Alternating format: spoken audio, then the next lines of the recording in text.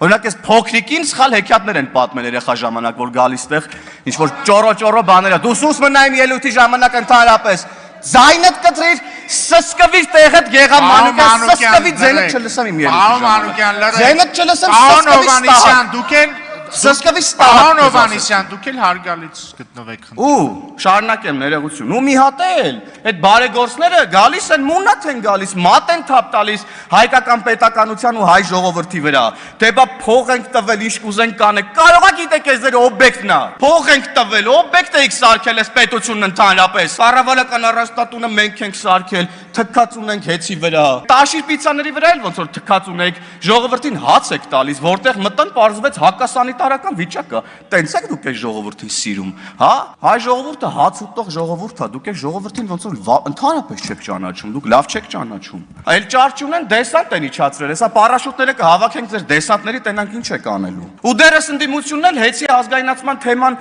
վերցրել է, գալիս ասում է, հենց ազգայնացնում են, որ տան բանին, թուրքերին։ Ու դա ասում է Արագավազ դաշնակ իշխանը ավելի մեծ տխմարություն ներողություն հնարավոր չի ձայնդ կտրիր Գեգամ Մանուկյանի ելույթի ժամանակ քանի անգամ քեզ ասեմ քանի անգամ հեսա շափերդ կգծեմ հանգստացիր Պարոն Մանուկյան լրեք հանգստացիր Գեգամ Մանուկյան սուս մնա Պարոն Հովհաննիսյան